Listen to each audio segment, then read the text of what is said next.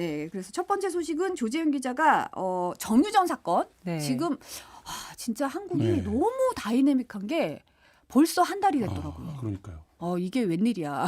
너무 사건이 많아요. 어떻게 너무 보면. 많죠. 제가 네. 어제 어떤 선배한테 내일 정유정 뭐 하려고요. 이랬더니 정유정이 누구였지? 하시는 거예요. 그러더니 맞다 이러시는 거예요. 그래서 지금 부산구치소에 수감돼 있죠. 네, 맞습니다. 사실 그러니까 말씀하신 대로 한 달 됐는데 이게 범행이 일어났던 게 5월 26일 저녁이었고 이제 부산에서 20대 또래 여성을 살해하고 시신을 유기했던 사건이죠. 사실 내용은 너무 다 잘 아실 거예요. 또 다행히 곧바로 경찰에 체포가 돼서 신상 공개도 한 닷새 만에 굉장히 빨리 됐습니다. 네네. 23살 정유정이다 이렇게 나왔는데 그때 강력범죄자 신상 공개는 최연소였다고 해요. 그래서 원래는 7월에 공무원 시험을 보려고 했다는데 이제 7월에 시험장이 아니라 이제 살인죄로 법정 가게 된 거죠. 네. 근데 사실은 수사가 진행되면서 처음 알려졌던 것보다는 이게 사건이 상당히 좀 잔인하고 좀 더 치밀하게 계획된 거구나 이런 게 좀 더 알려진 측면이 있는 것 같아요. 네, 이게 사실 전혀 모르는 여성이잖아요. 일면식도 없는 여성인데 이 살인 사건을 저지르기 위해 한 석 달 동안 범행 준비를 한 사실이 이제 경찰과 검찰의 수사 과정 또 사이코패스 테스트 2번 이런 걸 거치면서 공개가 됐습니다. 처음에는 정유정이 거짓말을 했어요. 내가 과외부로 이제 피해자 연락을 주고 받은 뒤에 집에 갔는데 이미 딴 사람이 살인을 저질렀고 시신 버리는 것만 좀 도와주면은 너를 얘 신분으로 살 수 있게 해주겠다 뭐 이렇게 얘기를 했다는 이런 거짓말을 지어냈고 나중에는 이제 말다툼을 했는데 그러다가 우발적으로 이제 찌르게 됐다 이런 식으로도 거짓말을 했지만 이제 그 디지털 포렌식이나 이런 거 하면 다 나오잖아요. 네. 이제 인터넷으로 시신 없는 살인 같은 걸 검색을 하고 본인이 이제 도서관에 가서 범죄 관련 책도 많이 빌려보고 또 과외에서 대화를 시도한 상대 자체가 54명이라고 해요. 그러니까 이제 54명.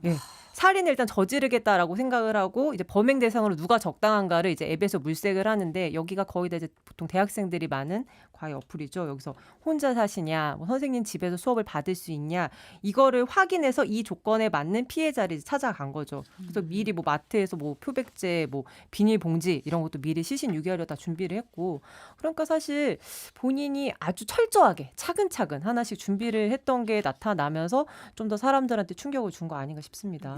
굉장히 좀 충격적이었던 게 이제 보통 저희가 뭐 살인 사건이나 이런 걸 취재하다 보면 제일 많이 이제 고민하는 게 살해 동기가 뭐냐 이런 거거든요. 그러니까 그 부분이 있어야 결국 이제 범죄가 성립이 그렇죠. 네. 된다고 보는데 이 사건 같은 경우는 일단 살해 동기가 없고 그 다음에 살해를 해서 이제 관계가 전혀 없는 근데 접근하는 방식에서 어쨌든 지금까지 한 번도 없었던 앱을 통해서 그냥 불특정 다수에게 접촉을 해서 그 중에 이제 걸려드는 사람에게 범죄를 저지르는 양상이라는 게 또 CCTV 화면과 같이 공개되면서 굉장히 좀 충격적이었고 사실 이 앱을 주변에도 이용해 본 사람이 굉장히 많더라고요. 그렇죠. 저도 많죠. 이용합니다. 네. 그래서 막 소름이 끼친다 이런 얘기도 네. 굉장히 많이 들었었습니다. 이게 코로나를 거치면서 약간 비대면 앱 이런 게 되게 활성화됐거든요. 맞아요. 과외 선생님 네. 구하는 것도 이런 앱으로 많이 하는데 사실 이제 그것도 약간 못 믿게 되는 거죠. 우리가 이거는 좀 어느 정도 안전성이 담보된다고 생각했는데 학부모 입장에서는 교사의 그런 정보를 아니까 굉장히 안전했지만 사실 거꾸로 교사 입장에서는 되게 위험할 수 있었던 거예요. 물론 이제 이후로 좀 인증 절차를 강화한다고는 하는데 그런 맹점을 예. 노린 거죠. 어떻게 보면 맞습니다. 정유정이. 예. 그리고 사실 뭐 그런 얘기 하잖아요. 아까도 뭐 김한 기자 말씀하셨지만 살인을 사람들이 하기까지는 네. 굉장히 동기와 그리고 네. 약간 그거를 실제로 하려고 하는 게 굉장히 좀 그렇죠. 힘들다. 상상은 할 수 있지만 네. 실제 실행하려면 굉장히 힘들다고 많이 전문가들이 얘기를 하시는데 보니까 범행 당시 피해자를 흉기로 110회 이상 찔렀다는 네. 네. 얘기가 나왔어요. 그렇죠. 이게 새로 나온 이제 사실 이게 굉장히 사건이죠. 원하는 관계가 아니면 맞아요. 자창이라든지 이런 네, 게 네. 110회라는 게 그럼요. 엄청난 숫자잖아요. 말 그대로 셀 수 없을 정도로 많이 찔렀다는 건데 지금 말씀하셨지만 면식범인 경우에 이런 경우가 꽤 있습니다. 왜냐하면 일단 되게 충동적으로 홧김에 분노에 이제 살인을 한 다음에는 본인도 이거 감당이 안 되는 거예요. 네네. 그래서 시신을 마구 훼손을 해서 이걸 약간 없었던 일로 되돌리고 싶어하는 그런 심리가 있는데 음. 정유정 같은 경우 그런 게 아니에요. 전혀 모르잖아요. 네네. 원한 관계도 없고. 그건 굉장히 침착했다는 겁니다. 본인이 정말 살인을 확실하게 하기 위해서 이 사람이 정말 생명이 끊어질 때까지 확실하게 찌르겠다라는 그런 게 느껴져서 이게 굉장히 냉정하게 살인을 냉정하게 저질렀다. 원래 되게 굉장히 뜨거운 범죄고 막 그 분노를 못 이겨서 하는 범죄인데 좀 양상이 다른 것 같고요. 또 지문 감식을 피하려고 관련 신체 부위를 훼손하고 막 이런 것도 많이 생각을 한 거죠. 미리 좀 범행 서적을 찾아보면서. 그리고 또 하나 새로 나온 사실이 이제 범행 직전에 자기 아버지에게 전화를 해서 내가 살인할 거다 이런 예고를 했다고 하는데 이게 아무래도 어릴 적부터 좀 부모랑 떨어져 지내고 할아버지와 같이 사는 상황이었는데 본인에게 굉장히 불만족스러웠던 것 같아요. 그리고 뭐 취업이라든지 대인관계 이런 것도 잘 되지 않고 내가 왜 이렇게 실패를 하지? 아 이게 아버지 탓일 수도 있고 사회 탓일 수도 있고 이 분노를 자기가 정상적인 방법으로는 해소할 수 없으니까 어떤 여성, 혼자 사는 여성, 자기가 충분히 제압할 수 있을 만한 좀 약해 보이는 대상을 골라서 이렇게 해소를 한 거죠. 어떻게 보면 이게 똑같은 조건에 지금 피해자 입장에서는 피해자 유족들 입장에서는 이런 네. 얘기들은 너무 억장이 무너지실 것 네, 같아요. 네. 사실은 이제 너무 훌륭한 딸을 키우셨는데 이런 범죄의 희생양이 된 네. 것도 그렇고 어떻게 보면 전혀 면식도 없고 네. 아무런 원한 관계가 없는데 이런 일이 벌어져서 유족들도 너무 마음 아프실 것 같고 진짜 쉬운 4명이면 쉬운 3명은 얼마나 가슴을 네. 쓸어내리고 그렇죠. 있겠어요. 어떻게 왜냐면 그 보면. 접촉 기록 같은 것들이 다 남아 있을 텐데, 그러니까 이게 누구라도 범죄의 대상이 될 수 있었다라는 거고, 애초에 이 사건이 사건이 될 때는 젊은 여성이 어떻게 그렇게 살인을 할 수 있었지라는 것도 이제 한 가지 사회적으로 이게 일반적인 사건은 아니니까요. 그렇죠. 네. 그랬는데 이제 그 부분을 뛰어넘는 어떤 범죄 양상이나 잔혹성 이런 걸 보면 누구라도 범죄에 당할 수 있다. 이런 부분들이 지금 이 사건이 던지고 있는 충격인 것 같습니다. 네. 범행을 계획한 데 비해서는 좀 네. 상당히 허술한 부분도 또 있었어요. 아, 네, 사건 네. 처리에 있어서는. 네. 곧바로 체포됐던 것도 사실은 택시 기사의 신고기 때문에 택시를 이용했다는 것, 이제 목격자가 생겼죠. 네. 그 다음에 이제 그 시신을 담을 가방을 가지러 집에 왔다 갔다 하는 과정도 우리가 다 봤지만 CCTV에 고스란히 잡혔습니다. 그래서 왜 이렇게 계획을 세웠는데 뭔가 잘 치밀하지 못한 부분이 발견이 되지 좀 이렇게 의아하실 수가 있는데 뭐 검찰은 이걸 설명을 할 때 정유정이 면허도 없고 차도 없으니까 뭐 이동수단은 택시밖에 없었고 사회 경험이 없으니까 좀 곳곳에 있는 CCTV 노출된 가능성을 잘 알지 못했던 것 같다. 이렇게 설명하는데 한 가지 제가 더해보자면 이게 범죄학적으로 보면 범죄자의 어떤 지나친 낙관성 이런 특징이 있어요. 범죄자들은 사고방식이 사실 일반인들하고 좀 다릅니다. 굉장히 패턴화되고 범죄 친화적인 그러니까 반사회적인 사고방식이 있는데 우리가 눈이 그냥 마주치면 일반인들은 그냥 눈이 마주쳤네라고 생각하는 걸 범죄자들은 그 순간에 눈이 마주쳤네? 쟤 나 무시하는구나 라고 하면서 행동으로 가는 그런 패턴화된 사고방식이 많이 나타나거든요. 실제로 교도소에 수감된 범죄자들한테 물어봐도 너는 왜 잡혔냐 물어보면 분명히 본인이 잡힐 만한 어떤 그런 그 범죄 과정에서 하자가 있었는데 나는 되게 잘했는데 그냥 운이 안 좋았어 이렇게 생각을 해요. 심지어 CCTV가 있어도 저거는 고장났거나 제대로 작동을 안 하거나 녹화가 안 되겠지 이런 생각도 범행을 하면서 한다고 합니다. 이 사람들의 사고방식 자체가 범죄를 사실 우리가 저지르지 않는 게 굉장히 합리적인 선택이거든요. 왜냐하면 이걸로 얻는 이득보다 그 다음에 이게 적발이 됐을 때 이제 얻게 되는 손해나 이런 교도소에 수감되는 걸 생각하면은 범죄를 하지 않는 게 합리적인 선택인데 범죄자들은 이런 합리적인 사고방식을 잘 못해요. 인지가 왜곡이 돼 있고 네. 그 자신의 패턴화된 사고방식을 잘 못 벗어납니다. 그래서 이거를 사실 교도소에서도 어떤 교육이나 이런 걸 통해서 재사회화 시킬 때 많이 좀 고려를 해서 하죠. 안 그래도 예, 예. 프로파일러 배상원 프로파일러 얘기 들어보면 네네. 이해가 안 되는 범죄 행동의 방식을 다른 범죄자한테 물어보면 네. 그게 실마리가 풀리는 경우가 있다 하더라고요. 네, 왜냐하면 네, 일반인들의 그렇죠. 합리적인 사고로는 네, 이해가 네. 안 되는데 물어보면 그건 이랬을 거야 하면 딱 무릎을 치게 되는 순간이 있다고 네, 말씀을 하시더라고요. 정유정의 사이코패스 점수가 예. 좀 다른 강력범죄자들이랑 비교해도 좀 높은 편이죠. 높은 편이죠. 이게 아까 김한 기자님께서 말씀하셨지만 사실 이게 본질을 보면 묻지마 범죄의 특성이 강하게 있는데도 사실 이게 사이코패스라는 점이 더 많이 부각이 됐어요. 왜냐하면은 그 가해자가 이런 어린 나이의 여성이 이렇게까지 잔혹한 범죄를 어떻게 저지르지? 그 CCTV 예, 화면도 네, 좀 영향을 네. 준 것 같아요. 네, 그 걷는 모습이 사실 발랄해 보이는 좀 발랄한 그 네, 모습이 네. 좀 상상이 안 돼서. 섬뜩하죠. 네. 네.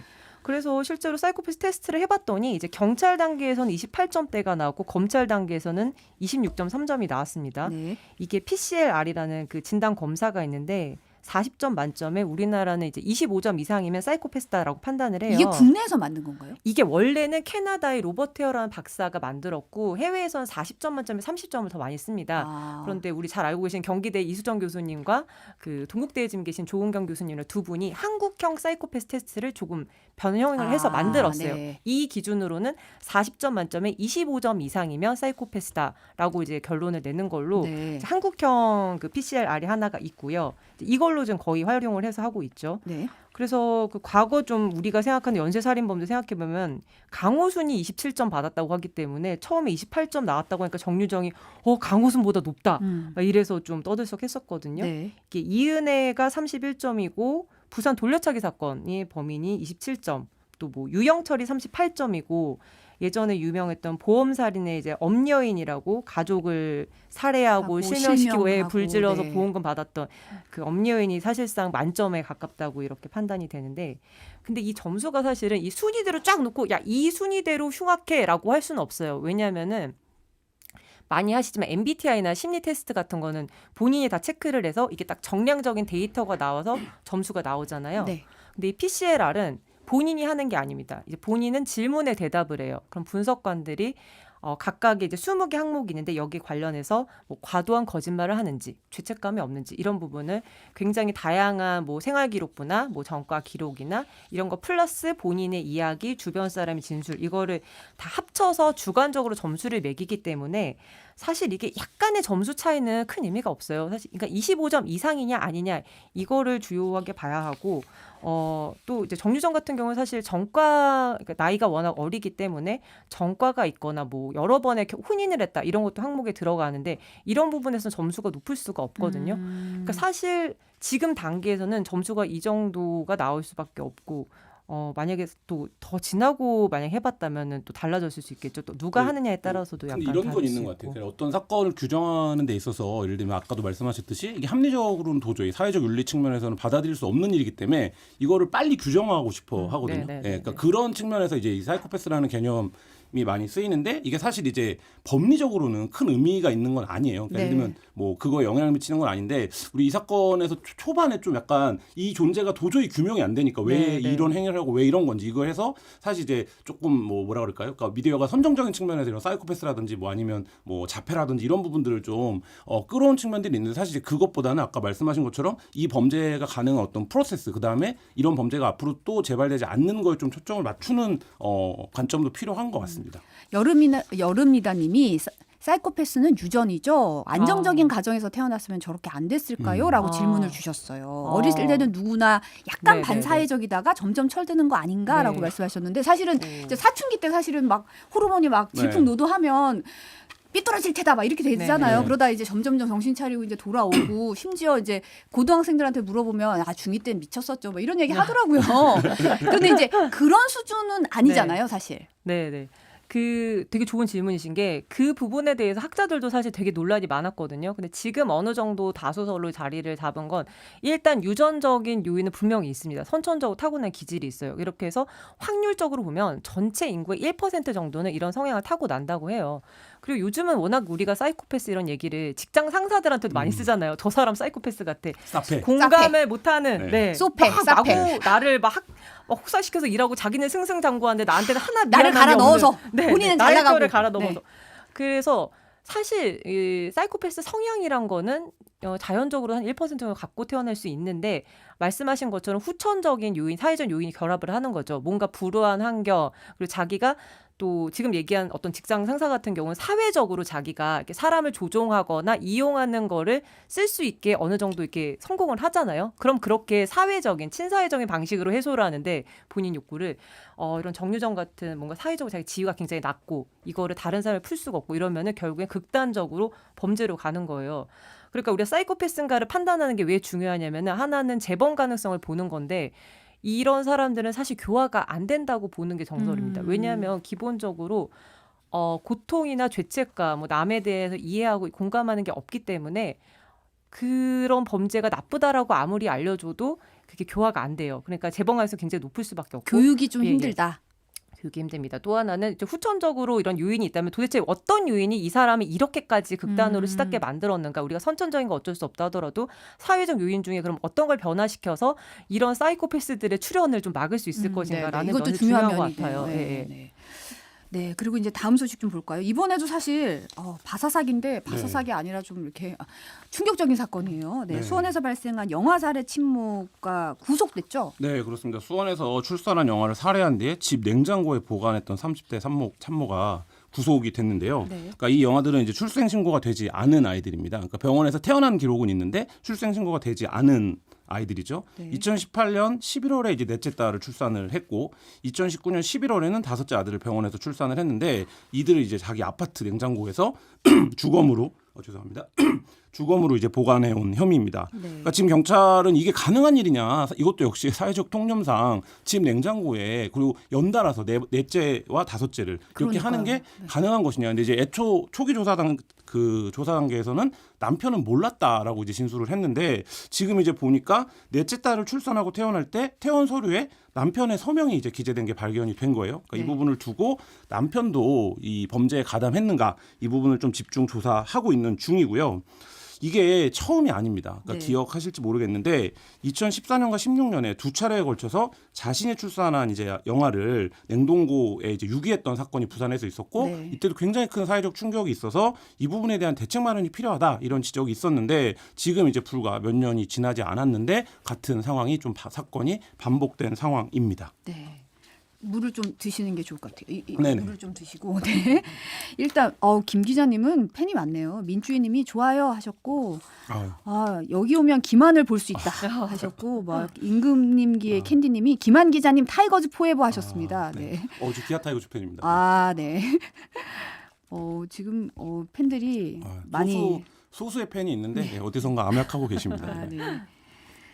그리고 이번 사건이 사실은 더 네. 걱정스러운 게 이게 출산 기록이 있는데 출생 신고 없는 요 네. 구간이 있는 거잖아요. 그렇죠. 근데 이게 지금 2,000명 정도가 있는데 1% 포본 조사했는데 사건이 이렇게 많이 나온 거잖아요. 그렇습니다. 사실 이게 굉장히 숫자 자체가 굉장히 두려운 좀 무섭더라고요. 숫자예요. 무서운 네. 숫자예요. 그러니까 지금 말씀하신 대로 2,000명 정도가 이렇게 출산 기록은 있는데 신고가 안 돼 있는데 이 중에 1%면 몇 명입니까? 그러니까 이 표본만 조사를 했는데도 지금 현재 9건을 수사를 하고 있는 거거든요. 그러니까 이 부분에서 지금 총 수사 의뢰가 들어온 사건은 15건이고 네. 이 가운데 이제 11건이 지금 현재도 수사가 이제 진행이 되고 있는 뭐 이런 상황이어서 그리고 이게 지금 경기 남부경찰청 중심으로 이제 수사가 진행이 되고 있는데 사실 이게 이제 전국적으로 확대될 경우에 지금 우리 사회가 감당할 수 있는 숫자일까 이런 부분에서는 굉장히 좀 공포감마저 듭니다. 네. 이게 사실 부모가 자기 친부모가 영아를 살해하는 거잖아요. 네, 그렇죠. 이렇게 되면 일반적인 살인죄랑은 좀 다르게 적용되죠. 그렇죠. 그러니까 살인죄가 아니라 형법 251조에 규정된 영아살해죄 적용을 받아요. 이게 뭐냐면 직계존속이 이제 이런 자기 가족을 분만 중 또는 분만 직후의 네. 시점이 중요합니다. 살해했을 때 10년 이하의 징역에 처하거든요. 근데 요 바로 앞에 조항이 형법 250조가 살인과 관련된 규정인데 살인은 사형, 무기 또는 5년 이상의 징역이에요. 그러니까 네. 차이점을 느끼셨나요? 그러니까 존속살해 살인은 사형, 무기 또는 7년 이상의 징역이거든요. 네. 그러니까 영아 살해가 훨씬 낮은 거예요. 그러네요. 형량이 훨씬 양형이 낮아요. 양형이 낮은 거예요. 그리고 또 한 가지 문제는 이게 이제 집행유예를 선고할 수가 있기 때문에 실제로 지난 2년 동안 영아 살해 혐의로 재판을 받은 이들의 절반 정도가 집행유예를 선고를 받는. 왜냐하면 사정 참작을 사실 해주는 거죠. 그러니까 대부분의 경우 초범일 가능성이 높을 거고 경제적으로나 여러 가지 이제 어려움이나 문제점들이 호소가 될 거고 또 정신적인 부분에 문제가 있을 수도 있고 뭐 이런 것들을 해서 양형이 너무 낮다. 그 감경이 너무 작다. 뭐 이런 이제 비판이 되고 있는데 문제는 이 조항이 언제 만들어졌는지 아십니까? 언제? 1950년대에 만들어졌습니다. 그러니까 그때 만들어지고 그럼 한국전쟁 직후죠. 직후잖아요. 네. 한 번도 개정이 이루어지지 않은 거예요. 헌법 근데 개정이 생각을 해보시면 50년대는 전쟁통이고 굉장히 경제적인 공군과 여성의 지위가 낮았기 때문에 이 부분에 대해서 사회적으로 지금과는 전혀 다른 이제 말하자면 질서나 감각을 갖고 있었고 그 사이에 굉장히 많은 것들이 달라졌는데 이 법조항은 지금 그대로 적용하고 있는 뭐 이런 상황입니다. 사실 한국전쟁 직후에는 의료적인 환경이나 그렇죠. 이런 것들 사회적 여건이 좀 갖춰지지 않았고 사실 지금 같은 경우는 뭐 원치 않는 임신 뭐 피임이라는 것도 있고 네. 원치 않는 임신의 경우 뭐 임신 중지의 네, 그렇죠. 의료적인 행위도 네. 있고 여러 가지가 있는데 아이를 낳아서 출산을 해서 아이를 살인을 하는 거잖아요. 그렇죠. 이게 실제 판례도 또 들여다 보셨잖아요. 네, 그래서 저 한겨레 신문이 대법원 판결에서 그 대법원 판결이 난 사건을 이제 10건을 확인을 했는데 네. 가해자가 모두 징역 3년 이하를 선고를 받았고 그 가운데 5명은 앞서 말씀드린 것처럼 집행유예를 받았어요. 그러니까 이게 우리가 이제 소위 하는 말 중에 이제 법감정이라는 말 있잖아요. 네네. 그러니까 이 실제 양형을 주는 것과 이 법의 기준과 사람들의 감정이 이렇게 다를 수 있다. 이 사건을 둘러싸. 그러니까 예를 들면 우리가 지금 막 엄청난 공포와 분노를 느끼는데 실제 이 사건에 대한 처벌은 모두가 징역 3년 이하고 심지어 절반은 집행유예를 받고 있다. 뭐 이런 상황이고요. 네. 근데 집행유예를 준 이유가 뭐냐? 뭐 이런 거예요. 그러니까 가족들에게 이걸 알릴 수가 없어서 내가 10대라 너무 두려워서 혼날까 봐 이 아이를 죽였다라고 했는데 이거를 가명사유로 봐주는 겁니다. 그리고 또 한 가지는 뭐 친아빠가 아이를 낳자마자 살해하고 주검을 이제 야산에 버렸는데 이 건은 이제 실형이 그 선고가 됐는데 이 부분에 대해서도 그러니까 이런 정도가 돼야 그러니까 말하자면 실형이 선고가 되고 그렇지 않고 뭔가 양형에 있어서 가명사유가 존재하면 집행유예가 나오는 이런 상황이 지금 최근 판례에서도 이어지고 있습니다. 그러니까 이거를 MBC 법조팀에서도 이제 5년치 17건을 봤는데 이제 이것도 보도가 됐지만 거기서 좀 더 넓혀봐도 마찬가지로 절반 이상이 이제 집행유예였거든요. 저는 더 무서웠던 거는 여기서 병원 출산의 경우는 한 명도 없었던 거예요. 그러니까 우리가 지금 앞에 그 2,000명조차도 출산 기록이 병원에는 있는데 출생 신고가 안 돼 이걸 본 거잖아요. 네. 그런데 아무도 몰래 뭐 예를 들어 그렇죠. 뭐 화장실에 야산에서 혼자 나와서 어떻게 했다 이런 거는 사실 이 통계조차 잡히지가 않는 거고.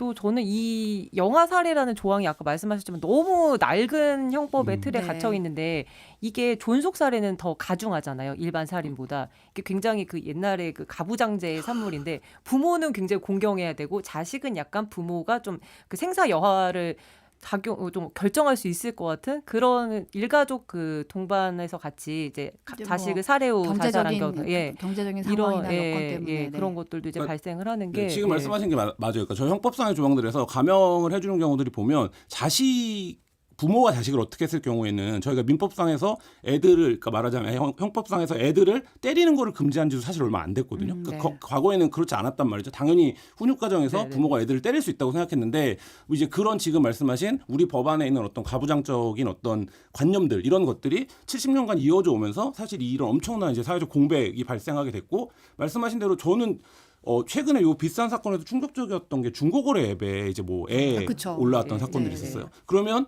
저희가 상식적으로 생각해 보면 저 아이는 출생 신고가 된 건가? 어떻게 된 거지? 어떻게 저거를 팔 수 있다는 생각을 했지?라고 했는데 지금 말씀하신 것처럼 그 병원 밖에서 출생된 아이들은 지금 기록조차 없다라는 점 이런 점들이 지금 이 사건에서 시급하게 좀 법제가 개정될 필요가 있어 보입니다. 네. 어떻게 보면 근데 사실 저도 예전에 미혼모 시설 취재 가고 이러면 어린아이들 같은 경우는 본인이 임신했는지를 5개월 때 아는 경우도 있어요. 왜냐하면 뭐 아직 어리기도 그렇죠. 하고 네. 임신에 대해서 생각도 못 했다가 나중에 알게 되면 그때 가면 뭐 어떤 방법이 없는 거예요. 출산을 해야 되고.